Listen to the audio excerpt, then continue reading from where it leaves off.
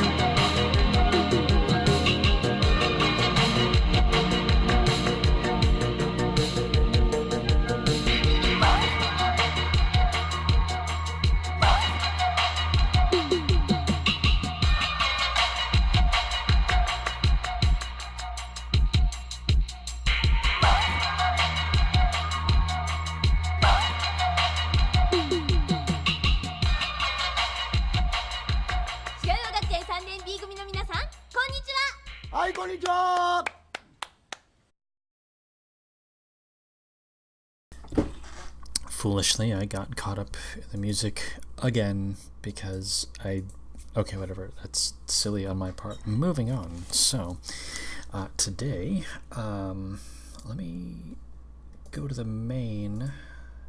There we are. So today, I am going to go back to reading from our little book, The Essential Talmud by Mr. Aidan Steinsaltz. Now, today I think what I'm going to do is we're going to do something a little crazy. Not very crazy, only a little crazy. So what I'm going to do is, let's see here, exegesis, that seems pretty cool. Layout and page, not too interested. Subject, prayers and benedictions. Okay, so here it is. There's a choice now. There are two that are of interest to me, so here's the choice, and I'm going to leave it up to the chat. So in chat, here are the two options, the two that interest me most anyway, which are Talmudic exegesis or the Sabbath. So press 1 for Talmudic exegesis or press 2 for Sabbath, and that will be what I read tonight. Alright, so it looks like there's only 4 people in here, as well as myself, so it's gonna be very few people voting on this one. Alright, so we got a 2, very good. Thus far, by default, it looks like we're gonna go for the Sabbath, so there we go. Oh no, there's a 1 and a 2. Holy cow, look at that. White Rose is an atheist, cannot decide. We're on a split now. Well, I've got a coin somewhere. I got a quarter. Okay, so this here quarter, heads is going to be exegesis, and then tails is going to be the Sabbath. So here we go.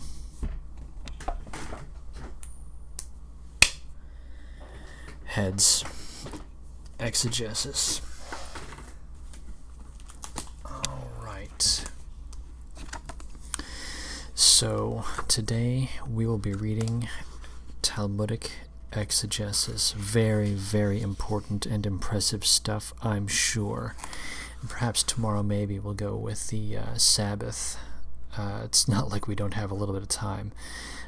That said, I'm not going to be able to read all of these on stream, so we're going to have to do a little bit of picking and choosing somehow, because this has to be returned by August the 3rd, so that's in like a week, 2 weeks or so. So, alright, let's see here. Yeah, White Rose, no problem. I'm happy to stream. My thought process is this is a cultural exchange. We live in a diverse civilization now, and if we live amongst diversity, we must learn about the new Americans that are here, and also the other Americans that are here. We must learn about our fellow Americans, which of course means that it's imperative that we understand what they think, and you can only stand under my apologies, I'm still a little tired from the night previous. You can only understand what people think if you know what they read. And so here we are, going for some reading, and I'm happy to share. If I'm going to learn, I would like others to be able to learn as well. Sharing indeed means caring. So here we go. Talmudic exegesis. Super important stream for super important people. Even before the Talmud was completed, it was evident that this work was to become the basic text and primary source for Jewish law. It is actually the last book of source material in Jewish literature, since the works that followed were to a large extent based on it, derived their authority from it, and consulted it whenever necessary for elucidation of theoretical and practical problems. So whenever you, side note, just for those listening, the Tanakh comes first, Talmud comes second. Always remember that. Okay, copies of the Talmud or of isolated tractates reached all the Jewish communities, including the remotest settlements in Asia, Africa, and Europe. But from the first, it was a difficult subject of study even for the most gifted of scholars. So apparently even Duvid has a rough time. Too bad. Because of the Talmud's non-systematic editing, each section demanded a certain degree of prior knowledge, and the background or basis of concepts was not always clearly explained. The material therein reflecting, as it did, a specific way of life, and the content of debates held in the Babylonian academics sometimes appeared to students in other countries or other ages to be disjointed or incomplete. The language also created problems. The Aramaic Hebrew jargon in which the Talmud was written remained the dialect of Babylonian fellow whites for many generations, but in other countries the fellow whites spoke indigenous dialects. Even in Babylonia, Aramaic eventually yielded to Arabic, brought in by the Muslim conquerors in the mid-7th century. Thus, scholars in the various diaspora communities encountered problems in the course of the studies and found it necessary to consult the commentaries on the Talmud. The natural authorities best equipped to clarify problems were the heads of the great Babylonian academics of Sura and Pumbedita. These scholars, known by the title of Gaon, parenthetical, which initially meant head of a great academy but changed in meaning after several hundred years of imprecise use, end parenthetical, were the heirs of the Amoraim.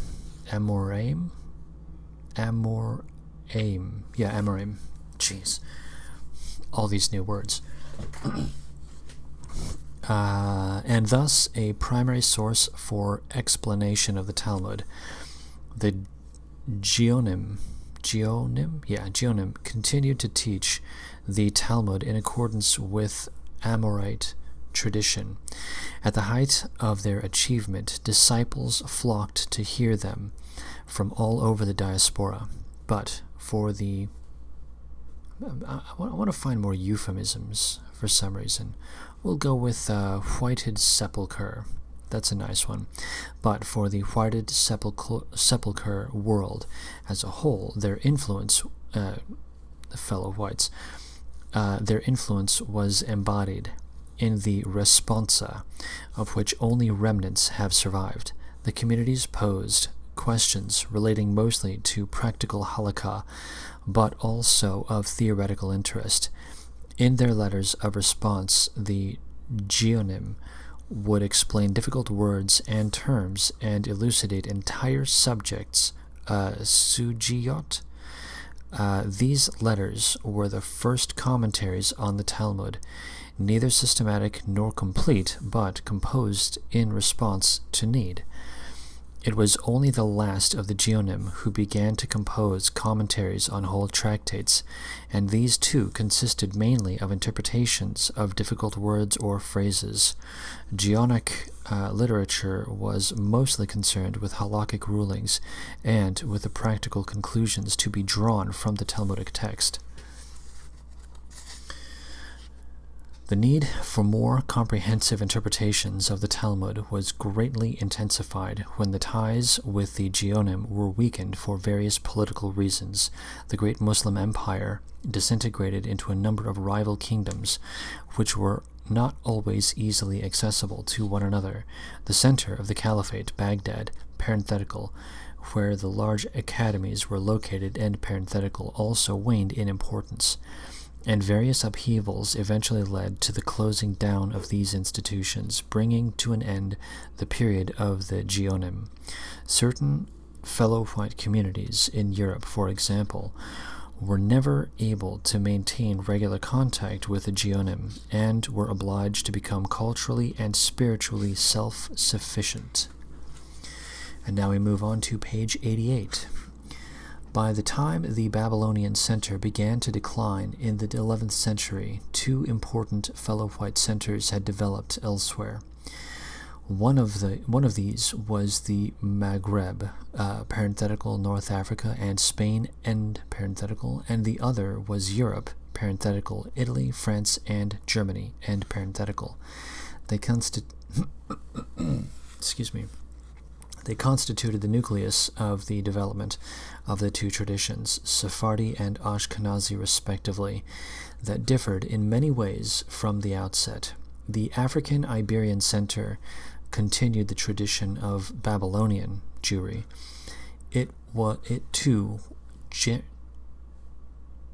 Jewelry, gems. We'll go with gems. I like gems. That makes it sound very nice and pleasant and sparkly.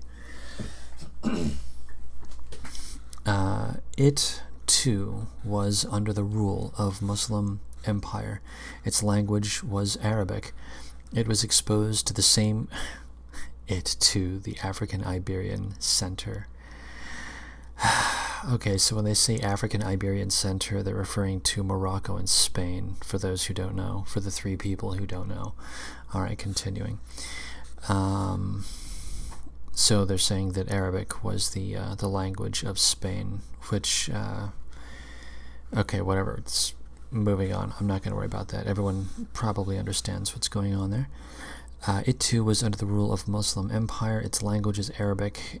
It was exposed to the same cultural influences, and it maintained consecutive and close ties with the Geonim. Thousands of responsa letters and books were sent from Babylonia to the North African countries to guide the gems there. West European gemmery, on the other hand, was connected through Greece and Italy, for the most part with Palestine, and a large part of the liturgy, as well as the basic tenets of faith, were derived from Palestine.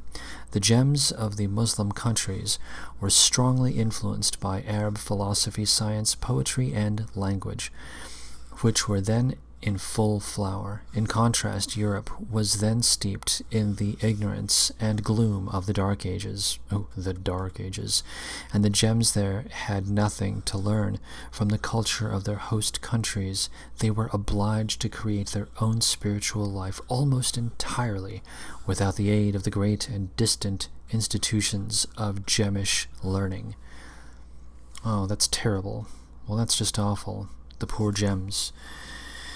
Apparently they were so advanced that we fellow whites, had nothing to offer them. How terrible. And yet they stayed. Weird. It is not surprising, therefore, that two parallel schools of Talmudic exegesis, Sephardi and Ashkenazi, emerged. The scholars of Spain and North Africa, like the Geonim, tended toward a systematic approach to gemish studies. Their main achievements were in the spheres of the halakha, the halakhic ruling, and they took a comprehensive view of matters without dwelling excessively on minutiae. And for those who don't know the word minutiae, I embarrassingly didn't know that word existed until my mid-20s or something. Minutia just means like petty little things, just the tiny little doodads that pop up in life. So anyway, the first important commentary on the Talmud produced by this school was that of R. Hananel ben Hashil of Kiruan in North Africa. It is characterized by outstanding brevity and avoidance of detail and attempts to summarize each siguya and record its gist, adding explanations of words or terms only when absolutely necessary. Sometimes Rabbeinu Hananel omits the explanations of a certain section and contents himself with writing, quote, "and this is simple," end quote, meaning that it needs no further explanation. A similar method is employed by his contemporary fellow countryman R. Nissim Gaon in his work Maftea Manule Ha-Talmud, parenthetical, quote, "a key to the locks of the Talmud," end quote, end parenthetical, which is more disjointed than Rabbi Hananel's work and deals only with elucidation of selected sugayat. Both works are repositories of the teaching and commentaries of the Geonim. Sephardi exegetic literature continuing along the same path in later generations, although it emulated the example of Ashkenazi literature in some ways, and commentaries became both. Let's see here. Sorry, that's. I'm still a little bit tired. I'm having a tough time with my cadence. My apologies. Although it emulated the example of Ashkenazi literature in some ways, and commentaries became both more detailed and easier to study, there was still a tendency to seek halakhic conclusions, clarify sugayat as units of meaning, and seek to arrive at a synthesis of Talmudic material. These traits characterize the commentaries known as shittot, parenthetical commentaries, end quote, or parenthetical commentaries, end parenthetical, of the Spanish sages. Maimonides, hey, there's that name, commentary on the Mishnah, written in the 12th century, the works of Mir Abu Lafia and Rabbenu Moshe ben Nachman, parenthetical, Ramban, end parenthetical. Ramban is a name, just like Maimonides. It's one of those famous names. You have to know, apparently, pet names, because Maimonides goes by different names, and apparently Naaman or Ramban also goes by multiple names, so continuing. Actually, sorry about that. I'm trying to be less tired. It's difficult. Continuing. Let me actually I'm gonna restart that sentence because it just... Yeah, okay. Yeah, I'm ridiculous and I know it. Continuing, or rather, restarting sentence. These traits characterize the commentaries known as shittot, or commentaries of the Spanish sages. Maimonides' commentary on the Mishnah, written in the 12th century, the works of Mir Abu Lafia and Rabbenu Moshe ben Naaman, or Ramban, written in the 13th century, and those of Shlomo ben Adret Rashba, written in the 14th century. The exegesis of the European commentaries developed differently. Great scholars emerged in Europe from the Gaonic period onward. The most famous was Rabbenu Gershom of Mainz, known because of his great influence and the important enactments he introduced as Mor Ha-Gola, parenthetical, light of the diaspora, end parenthetical, who composed a brief commentary on various Talmudic tractates. But the greatest commentator was undoubtedly Shlomo Yitzhaki of Troyes, known as Rashi, who studied under Gershom's disciples. Rashi, who lived in the 11th century, studied at German and French academies, was active in many spheres, and wrote a number of wide-ranging works on halakhic ruling. He wrote responsa to halakhic queries and composed a number of liturgical poems, several of which appear in modern prayer books.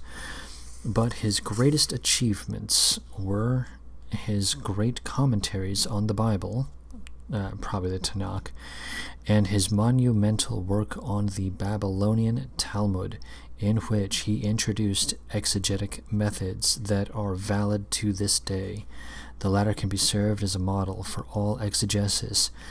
It is written in pure Hebrew and with great clarity. When his Hebrew failed him, Rashi avoided lengthy explanations and simply used the appropriate foreign word. The commentary is written succinctly, giving rise to the popular saying, "In Rashi's time, each drop of ink cost 1 golden coin." Now that's funny. At the same time, it dwells on almost every sentence in the Talmud, explaining difficult terminology and elucidating each matter in context by adding the words needed to complete an idea and background information whenever necessary. Rashi avoided summing up issues or involving himself in questions of halakhic ruling, and he did not usually attempt to expound at length on the correctness of his theories. Centuries of scholars nurtured on Rashi's commentary were able to decipher his unique expressions and to demonstrate how he arrived at the solution implicit in the text by introducing a few words or by changing the word order in a sentence. In fact, this commentary process, the rare, this processes, oh, there we are. In fact, this commentary processes the rare quality of being easily comprehensible to both scholars and laymen. Rashi succeeded in interpreting most of the Babylonian Talmud and incidentally carried out the important task of determining the basic text and establishing a definitive version for study purposes, which is accepted to the present day. He wrote several editions of exegetic works on some of the tractates, bringing them up to date as he went along on the basis of experience with his numerous disciples. Although over the centuries many scholars have leveled criticism at various details and offered their own interpretations, it has been universally agreed that Rashi's work remains the basic and principal commentary on the Talmud. Many copies of the work were disseminated in Rashi's lifetime, sometimes as the Kantrasim, parentheticals, separate pamphlets, end parenthetical, rather than in book form, and this is why his commentary is referred to as the Purush HaKuntres, parenthetical, pamphlet, commentary, end parenthetical. His commentaries on several sections of the Talmud were still incomplete upon his death and were completed by his disciples.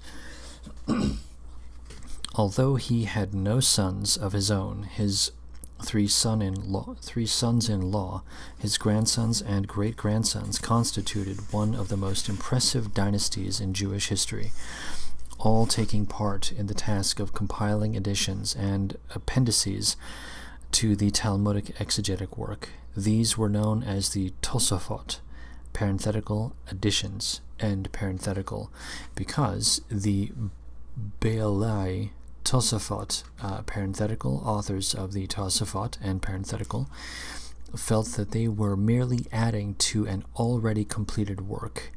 The following anecdote was related to illustrate the methodology of the Be'alai Tosafot and the enormous erudition of intellectual effort invested in their work. Actually, you know what? I'm going to take a brief break. We've got 4 more pages to go, so I'm on page 91 at the moment. What I'm going to do is I'm going to have a little bit of water, and I'm going to play a little bit of music, and that's going to be what I do just very briefly since we happen to be at the half-hour mark. So what are we looking at? Properties. No, I played that yesterday. What's over here? You know what? I'm just gonna do it. I think I'm gonna play. No. Yes. Okay. All right. That's a bit much, but fuck it. Why not? Let's go with it. All right. I'm gonna play this here thing. So here we go. This is Mac DeMarco on the level. I just happen to like the song. It's queued up, so I'm going to go with it. So here we go.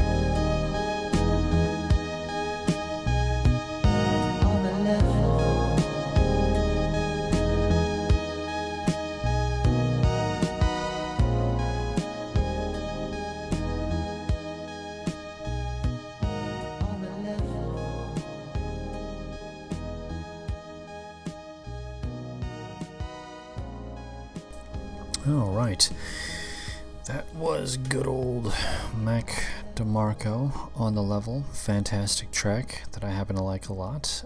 Just waiting for it to fade all the way out and down. There we go. Okay. Boom. We're looking good. At any rate, where are we? There we are. Okay, I'm going to go ahead and start getting back to page 91 so we can finish out what we were doing. That's right, we got 4 more pages, and we've got one here, which is an anecdote. So next page, boom, anecdote. Very exciting stuff, very exciting stuff. Let's see, Angelina Jordan. Is that a Peterson reference? No, it's something else. Never mind. Okay, continuing. The following. Okay, I'm just. All right. I'll read a little bit of the chat just for the moment. My familiarity with electronic music is limited, but there are a few artists I like. Not generally as relaxing as your. Yeah, I'm an old man though, so as you get older, you start to mellow out just a touch. When I was younger, as embarrassing as it is to say, I liked a lot of the more aggressive stuff. So I grew up with like 9 Inch Nails and whatnot. And then somewhere around age 30 or so, I just got obsessed with Boards of Canada.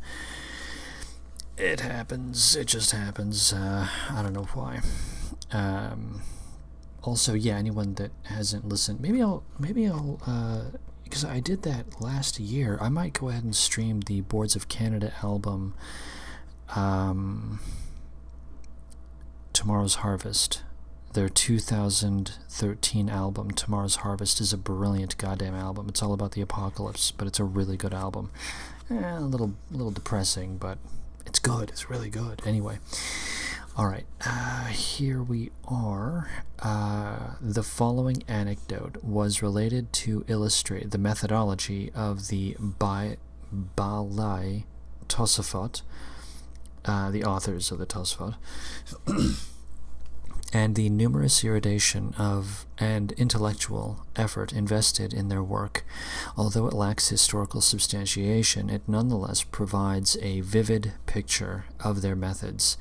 It was said that 60 of the greatest scholars of the age decided that each would study one of the tractates of the Talmud until he was perfectly acquainted with all its details. When each had completed his studies, they assembled and began to study the Talmud in unison from the beginning. Whenever they arrived at a point directly or indirectly related to another tractate, the scholar who had studied that particular tractate would comment on the issue or cite the other source. Then all the sages discussed the subject and pooled their knowledge. Okay, Lux insertion here. I actually think that's a good idea. When you've got lots of eyes on something, that's generally a good thing. So even though I vehemently disagree with certain elements, certain conclusions, and even premises outlined within the Talmud from a pure study standpoint, the idea of having lots of eyes on something, I actually do agree with that. Continuing. Thus, the modest God, I am so... Yeah, hopefully I'll be not exhausted tomorrow. This is a little bit embarrassing. Continuing. Thus, the modest project that commenced with notes on Rashi's commentary developed into a much more extensive work. To a certain extent, the Tosafot belong within the framework of Talmudic commentary and contain many exegetic comments, quotations from the first commentators, discussions of various phrases and versions, and so on. But they should also be seen as a further step, a continuation of the Talmud that utilizes its intellectual methods. Just as the Talmudic sages studied the Mishnah and clarified its various facets, so the authors of the Tosafot engaged in pursuit of the Talmud itself, and their work may be regarded as the Talmud on the Talmud. Good God. So, essentially, reading the Talmud in some circles is not enough. Reading the commentary on the Talmud also counts as being probably damn near sacred. I mean, this is basically all religious stuff. So I think that they would regard the commentary. So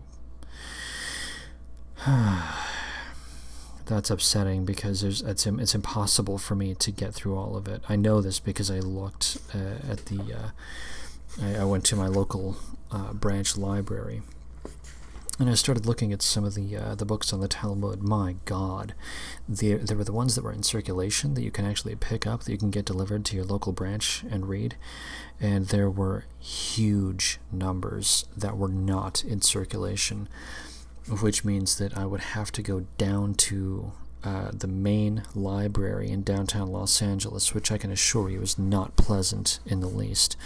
I'd have to go down to the main branch of the library and either get copies or read it there. I think I would have to get copies because it would be impossible to just go there. And I'd have to start streaming in the fucking library. There's no way I'm going to do that. But whatever, let's continue. I'll have to find some way around that. I don't know how. But then again, it's like it's not necessary. I mean, I'm only doing this so that I can kind of get a gauge, get an understanding as to the Talmud in general. So I kind of feel like it's not critical that I go too far into this, because on a basic level, like, it doesn't matter that much. Like, we should have our own culture, and to sit here and study somebody else's, that, a group of people that have declared us to not have souls, it's like, well, shit, what the hell, man. But at the same time, I still always come back to Sun Tzu. What did Sun Tzu say about opponents? Opponents ought to know each other. An opponent that doesn't know his opposite, the obverse, is fighting one-handed. He's fighting blind. He has no idea what's going on. So, seen from that standpoint, okay, there's something to it. All right, okie doke. Anyway,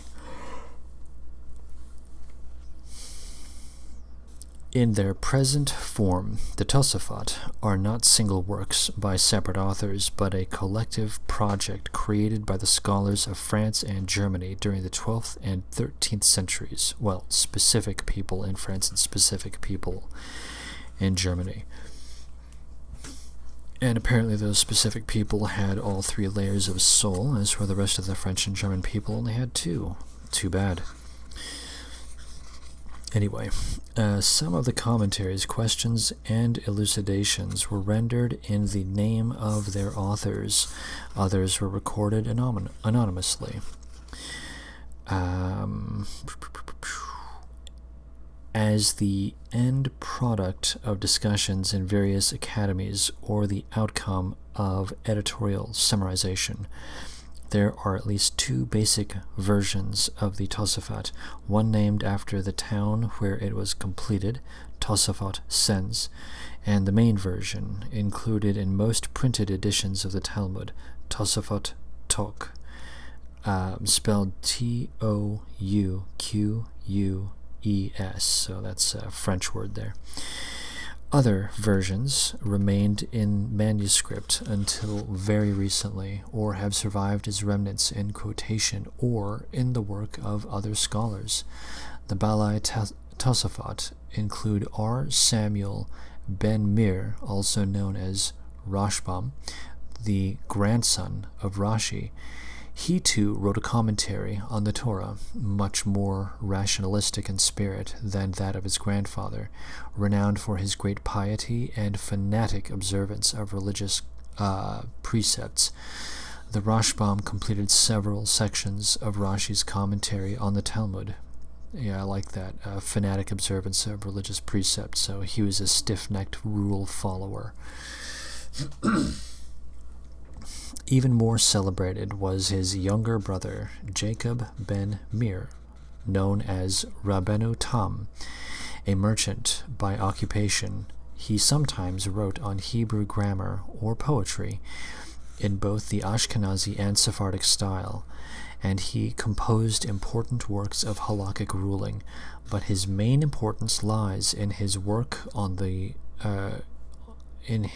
as the greatest of the Balai Tosafot. Almost every page of the Talmud includes comments by Rabbanu Tam.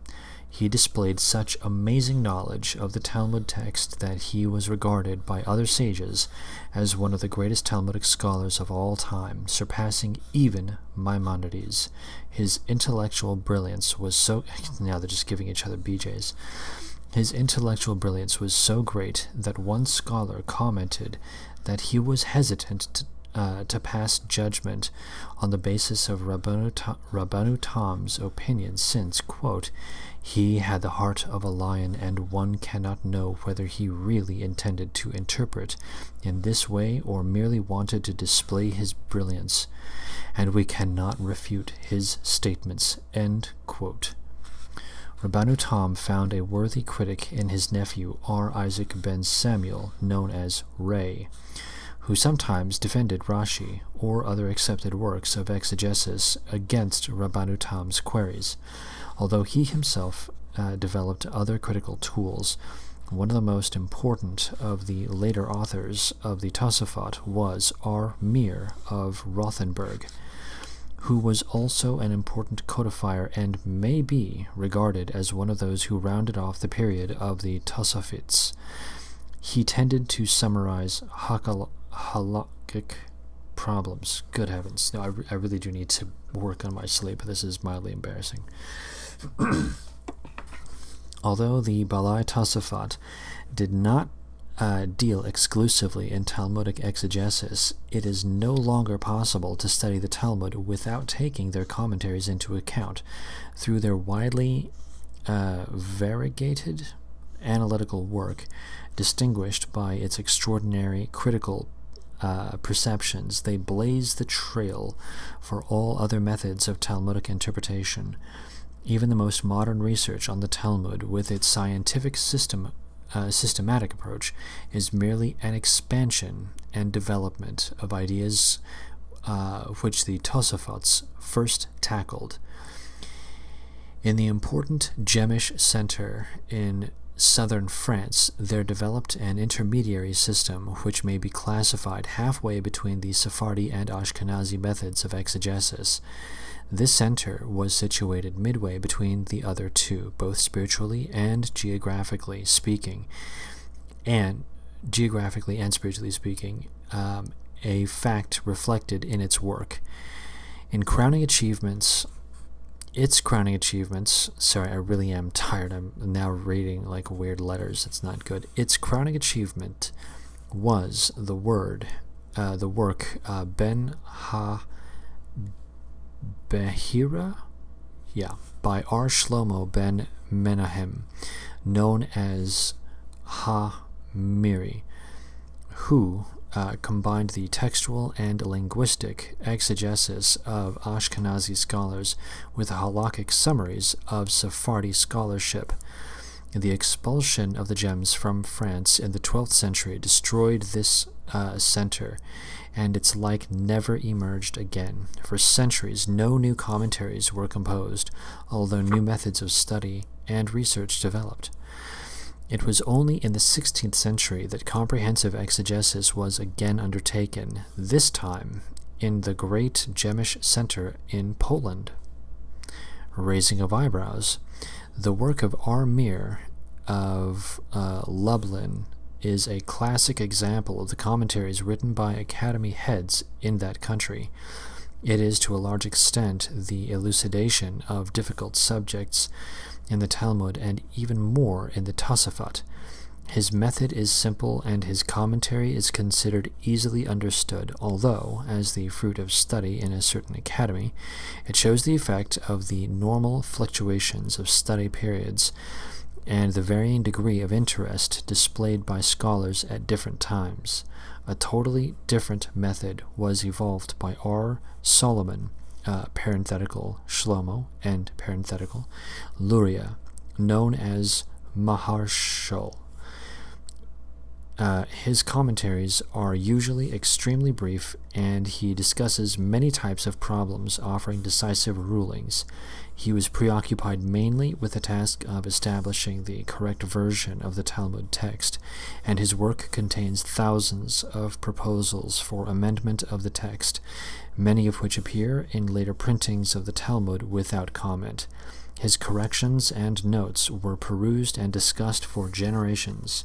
The most important and influential of the latter commentaries on the Talmud is Hidushei Agadot ve Halakot, parenthetical, quote, Novel on Haggadah and Halakha, end quote, end parenthetical, by R. Samuel Eliezer Edels, known as Maharsha, unlike many other commentators who ignored the Aggadic element in the Talmud. The Maharsha continued the tradition of the first commentators, providing a wider interpretation of Talmudic exegesis and a broader interpretation of Talmudic legend through synthesis. He combined elucidation through the Talmudic peshat, parenthetical, literal, and parenthetical, method of exposition, philosophical hints in the style of the medieval sages, and commentaries based to some extent on the Kabbalah. His explanation of the halakhic section of the Talmud is devoted to the Talmud text itself and also dwells extensively on Rashi and the Tosafot. He utilized various methods, although he preferred a simple approach, and often rejected the Maharshal's proposals for textual amendment as insufficiently substantiated. On the other hand, he developed various new aspects of analysis and discourse. Characteristically, he rounded off several of his commentaries with the phrase vadok, parenthetical, look into it, end parenthetical, which implies that there is room for further development of the theme in order to arrive at more convincing proof. The Maharsha's commentary became extremely popular, and for many generations the study of the Talmud was based on perusal of the source itself, of Rashi and the Tosafot, and of R. Samuel's commentary. After the invention of the printing press, Talmudic exegesis expanded at a tremendous rate. Thousands of works were composed to elucidate various Talmudic tractates, specific issues, or certain types of problems. But to the present day, no new commentary has been written on the Talmud as a whole. The standard method of study consists of utilizing the great classic exegetic works, the commentaries on them, and the exegesis on the commentaries themselves, known as the arms bearers by later generations. And that's it. There you go. So we've got, Mr. Peach, there are certain things that we can't, sadly, type out in the chat for algorithmic purposes. So I mean nothing by it, but I have to do what I can to keep the chat as clean as possible. And by clean, I just mean whatever's going to trigger the algorithm, or snowflakes, one or the other. But at any rate, so that was the exegesis of the Talmud. Tomorrow, I think I'll be moving over to Sabbath. I think that's the one that I'll be reading tomorrow. So that's going to be the deal. Yes, yeah, big fan of. I'm reading the chat, and Mr. Killis says Aphex Twin is awesome. Yeah, I'm a great big fan of Aphex Twin. Incredibly degenerate, but he's good. His stuff is good. You know, what can you say? I will admit that I was a bit disappointed with his most recent album, the one that was released in 2015 or something. I forget. His late 90s to early 2000 is probably my favorite period. Drux was the last album of his that I really, really enjoyed. But whatever. At any rate, It's 11:55 my time, and I think I'm just gonna go ahead and call stream because I am tired. I do want to go to bed and try to get myself at least something approaching normal sleep. So that's gonna be the plan. With all of that said, yeah, in the chat, like, in all honesty, I really am mildly embarrassed to be deleting comments because I actually do kind of like the whole, free speech thing. Ironical, isn't it? Anyway, I don't care. I don't care, but I know that the algorithm cares. I know YouTube cares, and I know that there are people that are keen on harming those with whom they disagree. So sadly, I have to keep into account attacks. I know very well that this channel is going to get shut down sooner or later. Just the fact that I'm talking about anything at all means that I'm on a list somewhere. So it sucks, but whatever. Anyway, I'm just going to try to keep the channel going for as long as possible. That's the ultimate goal. So the only reason that I am going to say, basically, yeah, please refrain from typing things that will trigger the algorithm and or snowflakes. It's only to keep the channel going. So that's all. Anyway, I don't mean to belabor the point, as I just have. So at any rate, all right, so yeah, I didn't do any case streaming, but let's pretend for a moment that I had done some case streaming. If you are going to exercise your God-given right to keep and bear arms as enshrined, not necessarily protected these days, by the Second Amendment within the Bill of Rights, I think it's incredibly important that everyone emblazon on their mind the 4 rules of firearm safety and handling as outlined by Jeff Cooper. I love these rules. Rule number 1. Always treat every firearm like it is loaded. Rule number 2. Never cover or sweep anything that you are not willing to destroy. Rule number 3. Your finger stays off of the trigger until your sights are on target. And the 4th and final rule is be aware of your target and what's beyond it. Safety first. So there you go. I think I am going to... I was going to play an album, but I don't think I'm even going to play an album. I think I'm just going to play the outro and call it a night. Nose down, call it a night. So that's going to be what we do. Alright, guys.